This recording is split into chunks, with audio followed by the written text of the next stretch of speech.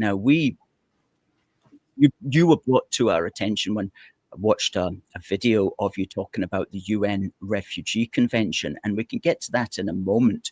But firstly, I'd like you please just to tell us a little bit about the National Housing Party, and indeed explain to us, while you're doing that, just about the name. It's a slightly unusual party political name, and why you chose that.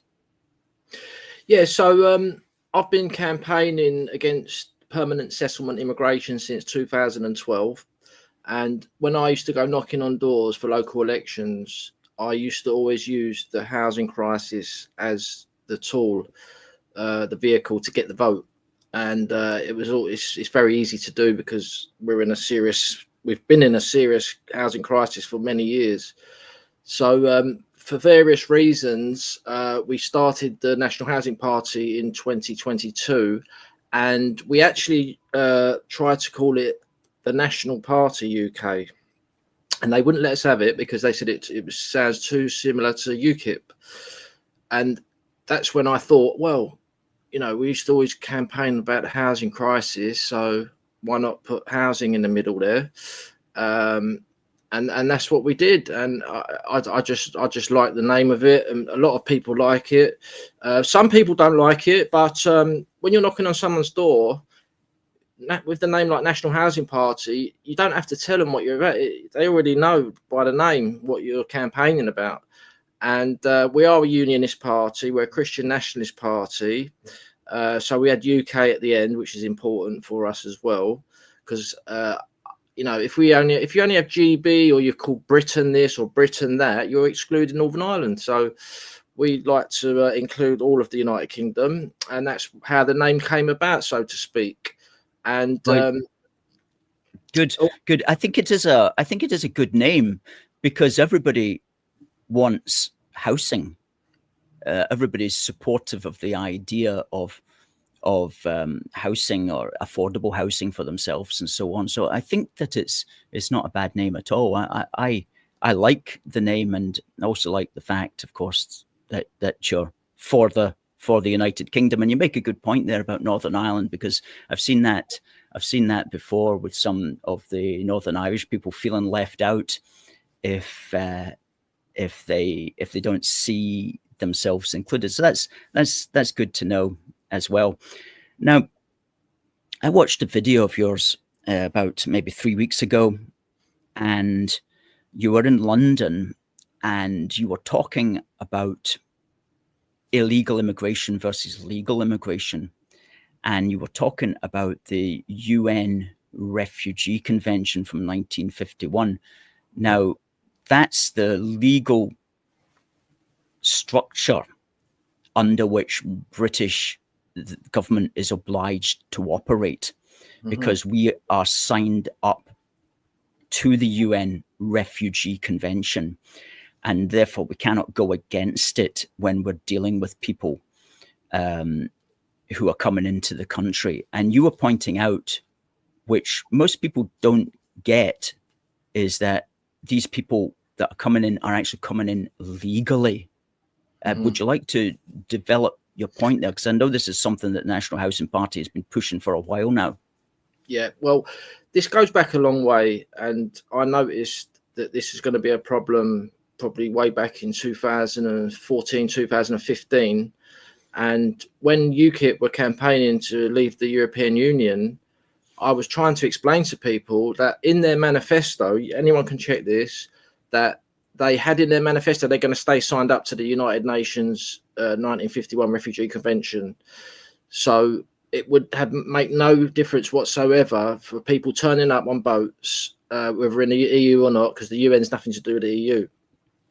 So this whole problem is so big, people don't understand. Our whole society has been shaped around this notion that we must be nice to refugees, and they're literally cancelling Christian Easter ceremonies in favour of a Refugee Week event to brainwash the children into brainwashing them to accept that the whole of Africa, the whole of Asia, should have the right to come here. This is what is going on. I'm sorry to be so blunt, but that is what is going on. And, you know, the bottom line is the only way it's going to be solved if people stand up and say, no more refugees. We need to leave the United Nations Refugee Convention to make it illegal for when they turn up on the boats. At the moment, so many people are saying these illegals in the hotels. Why do these people deliberately get caught by the border force? Because they know they're not going to be penalised. And it's completely legal within the United Nations Refugee Convention. Now, as I said earlier, it goes back a long way. And, you know, but the bigger players, like, you know, I know that some of your viewers may like Nigel Farage. I've never been a fan of him. And I emphasised in that video you talk about is that he has chosen to call them illegals because he doesn't want to speak about the Refugee Convention, and that is the root of the problem. So he's chosen to do that, and then because he's calling them illegals, he was then challenged in an interview, are you going to deport the illegals? And he said no. So he's made a big problem for himself when he should have taken the National Housing Party's position is, look, these people are claiming asylum. We need to change the whole system to make it illegal. So once we've left the Refugee Convention, then they will be penalised if they turned up illegal. I mean, even the Rwanda deal, people don't understand that the Rwanda deal was all about protecting the Refugee Convention, because Suella Braverman, who was the chief whatever about it, she kept saying they're illegals, right? So why wasn't she prepared to convict them for a crime of breaking into our country? She didn't, because she wanted to send them to Rwanda and not convict them and not make a deterrent. As we spoke earlier, if you want to protect your nation, you need a deterrent to stop people repeatedly keep trying. We've had multiple examples of Albanian murderers, Afghanistani failed asylum seekers, been deported 3 times, came back, walked down Oxford Street, approaching women, got refused, smashed their head in with a hammer. And this guy had been deported 3 times, a failed asylum seeker. If we had a decent deterrent, like in our policy, we suggest a 3-year prison sentence, and people start saying, no, but why pay the money? Well, you can't just keep deporting people. You know, they're going to keep coming back. So, you know, we've also got an amnesty, not an amnesty to get a British passport, an amnesty from the 3-year sentence. If they haven't committed any serious crimes, they can leave the country. If they give their DNA, fingerprints and photograph, and they haven't committed a serious offence, they're free to go banned for life. Yes, that's absolutely right, because the Rwandan thing was an attempt to create a deterrent, as you said, within the bounds of continuing to remain members of the UN Refugee Convention. Exactly. And the idea was that, well, we'll process them in Rwanda, and that rigmarole will be enough to deter a certain number of them. But of course, most people could see, well, how many people are we realistically going to be processing in Rwanda? There's literally hundreds, if not thousands, in some weeks coming over. Well, certainly hundreds each week coming over. And there's simply not going to be that capacity in Rwanda. And then the Rwandans themselves are going to say, well, actually, we don't want all these people coming over endlessly forevermore either. So the Rwanda thing was just a big waste of time and effort and energy, and didn't act as a deterrent. The only deterrent is for a national sovereign government is prison time. You come in illegally, you go to prison. Yeah, and that's how it should have been from the very start. I mean, the Rwanda thing was such a joke. They was all calling them illegals, but they weren't going to convict them of a crime to try to break into it. They was going to send them to Rwanda. And another thing, they kept saying, oh, it's the people traffickers. Well, if I was a people trafficker and I was on one of those dinghies and I got arrested, I'll say, well, hold on a minute. You've just let the cargo all claim asylum. So what's illegal about what I'm doing? You know, it's just a complete joke. And people have got to wake up to it. That's actually a good point, because Keir Starmer will go on and on about how we will do whatever it takes to stop the people traffickers, but it's the end result of the aim. The people traffickers could say, we're just helping these people claim their legal rights to asylum in the UK. We're not actually doing anything wrong. Okay, we might not be very nice people. We might be charging them an arm and a leg, sometimes quite literally, but it's a legal thing that we're doing. So two this, other very important things, if I may. You know, the documentation thing. So they deliberately destroy their documents, as we all know, and you cannot deport someone who hasn't got documents. If you think somebody's from a certain country and you phone up that country and say to them, right, we got someone here, they're going to want to know their name and their identity. If you can't clarify their identity, they're not going to take them. That's just it's just obvious. I mean, I don't see why people can't see that. And then so you put them in prison. Our policy is 3-year prison sentence, and you stay in prison until you organise your papers to leave. And the bigger problem is, because there's so many now, there's like up to 2 million illegals, and this is why Boris Johnson and people before said, oh, he wants to give them all amnesty, because they're not prepared to detain millions of people and hold them in detention centers until they leave. And our policy, I don't know if you saw this, but we suggest that we need to build thousands of detention centers for these illegals once they're rounded up. And these detention centres can later be turned into social housing for our own people once they've left, because there's up to 2 million illegals. But we would have that amnesty from the 3-year sentence if they took it before a certain date, which we set. Also, if they did come in illegal, they got the 3 years, they could pay a 30,000 get out clause as well. So they're not going to want to come back to get another £30,000 fine. So there's multiple things we can do to sort this problem out. But it's all about detention and the establishment, and even Farage and that, because they keep saying, "Oh, we'll just push the boats back," but that's not a deterrent. You know, we need a deterrent, and they're just going to keep coming back. And the bottom line is, Farage and Reform, they want to continue to accept refugees and stay signed up to the Refugee Convention. Hopefully, the people who are advising Farage and Reform and that lot will come round to seeing the truth about your point of view on the whole UN Refugee Convention. There's still time for them to do that. Let's hope that they do see sense on that. I like the idea of, I mean, it is against the law to destroy your documents when you enter the country. There is a law against that as well. But again, it's not being applied to the channel crossers because the UN Refugee Convention does not punish you if you do that. So again, that's another reason why these people are not being punished when they drop their passport over the side of the dinghy. Also, a very important thing is, in 2024, there was 100,000 asylum applications in the UK, all through the 1951 UN Refugee Convention. Only 30% of those came in at Dover. So Dover's just a small part of the problem. You know, another thing people say, oh, but they're going through safe countries. Our government takes refugees from Syria, Iran, Iraq, Eritrea. Anyone from those countries can easily qualify for asylum. If you turn up on a boat, do you think they're going to say, oh, you went through safe countries, we're not going to, we took like 10,000 last week from Eritrea or Iraq, but we're not going to take you because you came the wrong way. They've got to take them, and that's what's going on. Yeah, under the UN Refugee Convention, there's unlimited millions and millions of people who right now are only limited in their ability to get to Britain.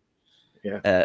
Because if we go by the letter of the law of the UN Refugee Convention, if half of these people turned up, a case could be made that they are definitely refugees. So again, dealing with that reality means that, in my view, we should simply just we leave the UN Refugee Convention, and then we ensure that we have abolished asylum entirely. Yeah. I mean, our official policy on that? Our official statement on refugees is, in an ideal world, there should be refugee camps. Yeah, if people are generally fleeing for their lives, you put them in a refugee camp to save their lives. They will be happy to be there, right? They stay in the refugee camp. They're never given citizenship ever, and when their country becomes safe, they can go back, or another country is willing to take them. But once you start giving passports out, every time you give a UK passport out to a foreigner, you're giving a little bit of your country away, and that's what's happened. We've given out about between 25 and 30 million UK passports to people who are not British, right? I'm not suggesting we need to deport legally settled migrants, right? However, I believe that they should never have come in the first place. I'm happy to say that. Doesn't mean that I'm not going to get on with them and stuff like that, but that's my view on the whole situation. So you have temporary refugee camps, you look after them, stop them from being killed or whatever, right? But we are now in a position now that we can't even do that because we're trillions in debt as a nation. We've got 1.3 million people waiting for social housing. We are not in a position to temporarily help any more refugees. I think we've done enough. I think we've helped a hell of a lot of refugees over the years, and we should be proud of that if you want to be proud of it.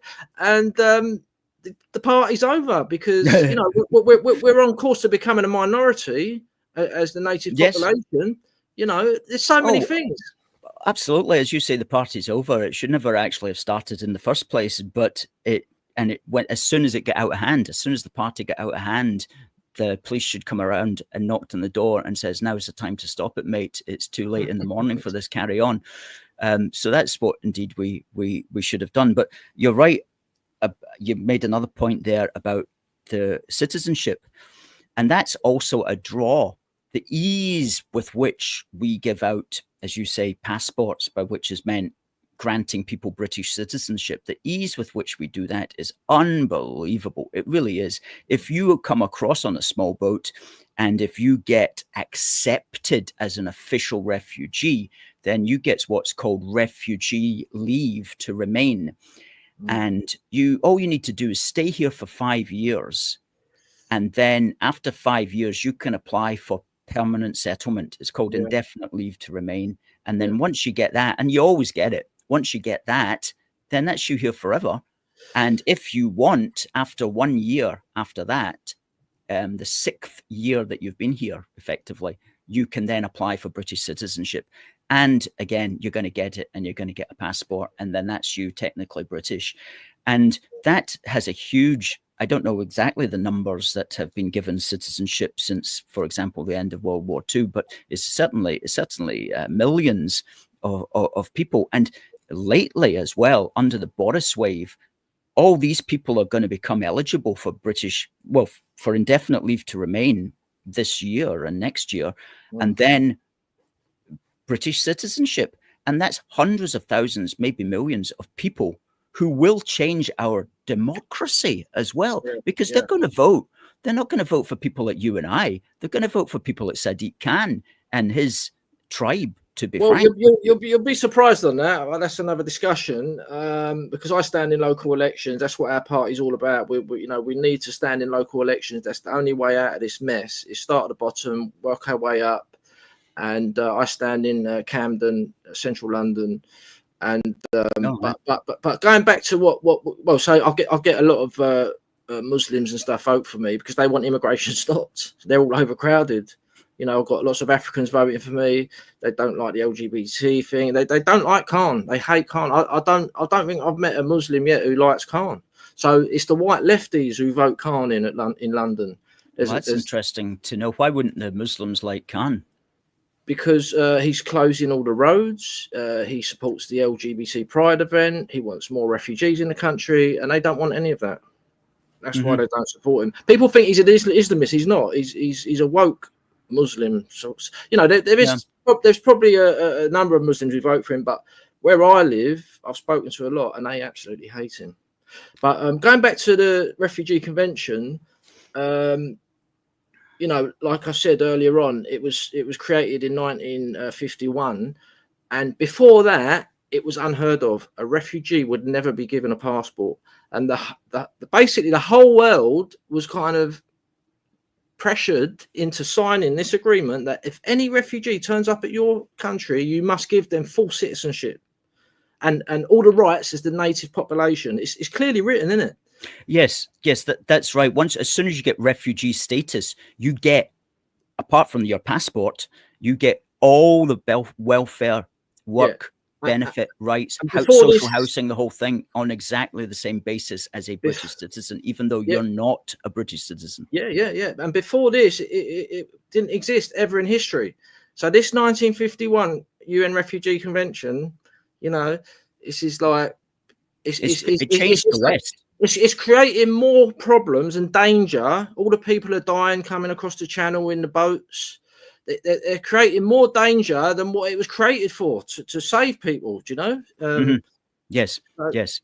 It's certainly done that, and it's changed the nature of the Western world as far as demography is concerned. It's been like a peaceful way in which to transform the population.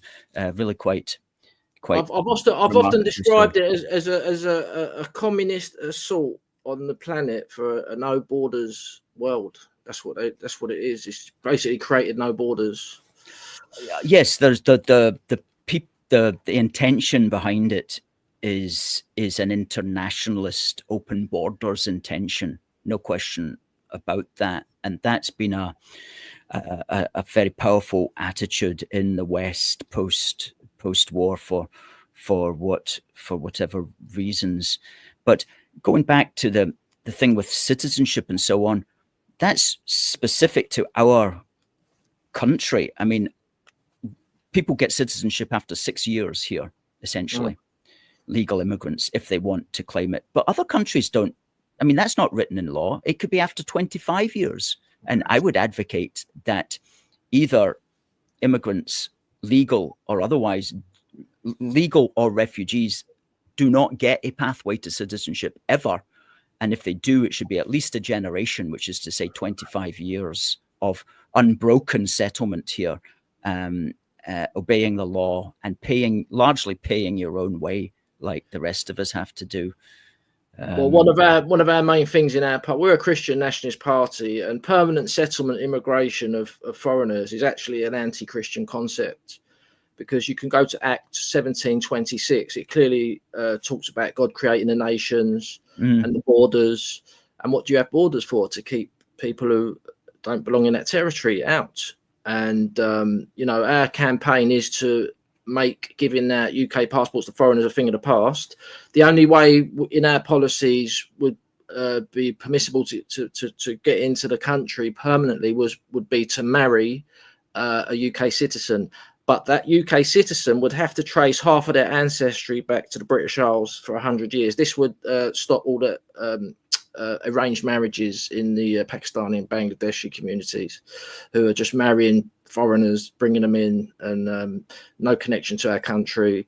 So yeah, the only way in our policies would be through a marriage. Well, that's an interesting one. I would personally, I would say you have to trace your family back to pre-World War II.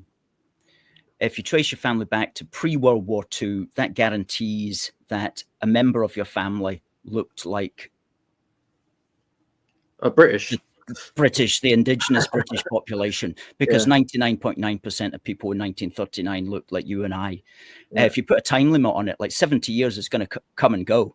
And so like in a few years' time, 70 years will have been passed, and it'll be like what Britain looked like in 1995, which was completely different. So if you put it at fix it at a moment in time and say you have to have a member that looked like that, then I quite like that idea. Actually, that's a good one.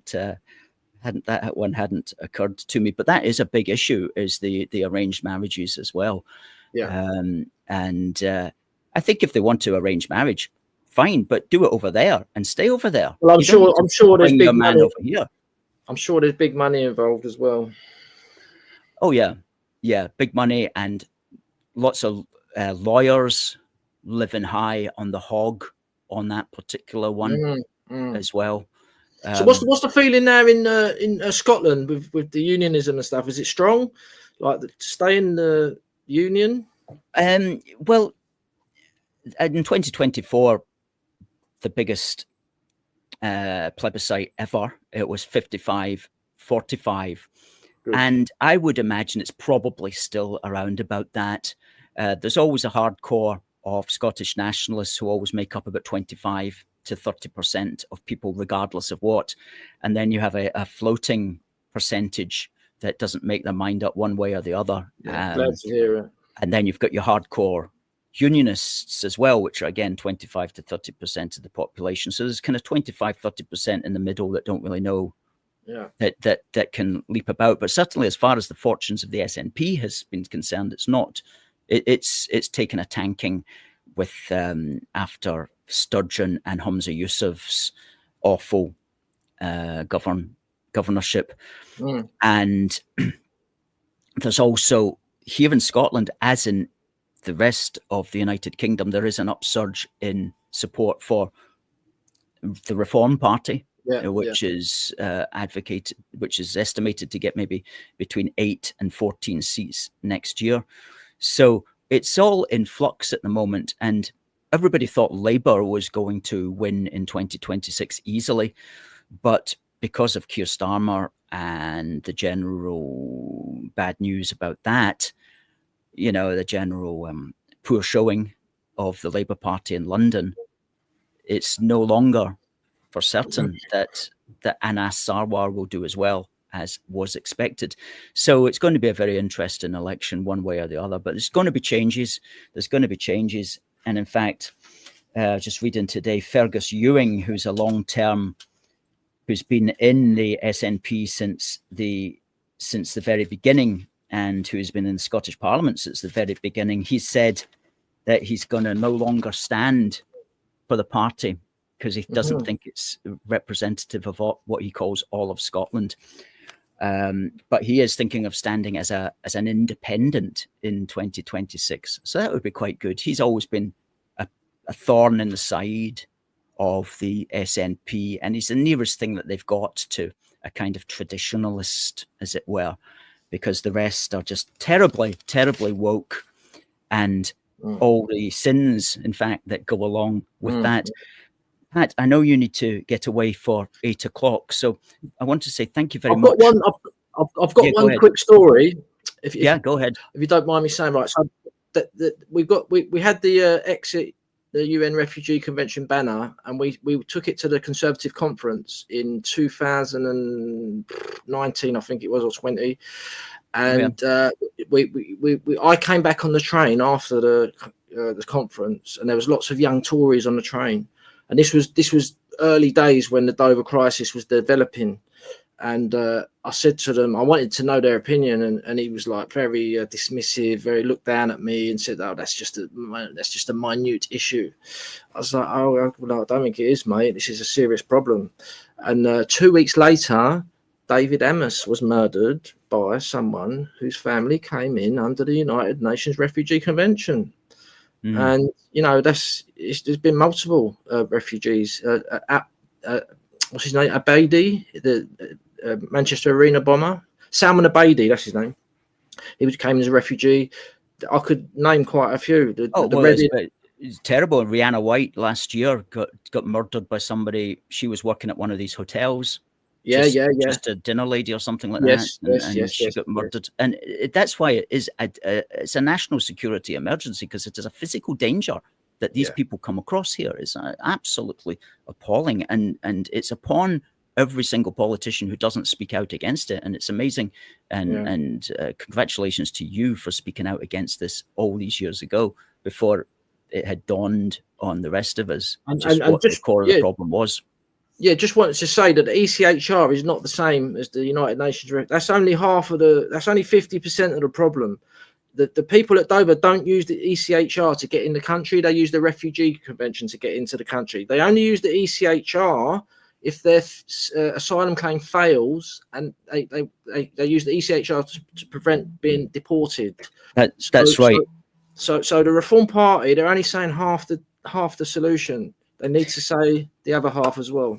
Very good point. They use the UN Refugee Convention to get into the country, and they use the ECHR to prevent themselves being deported out of the country. It's two terrible, terrible international agreements that need to be thrown in the bin.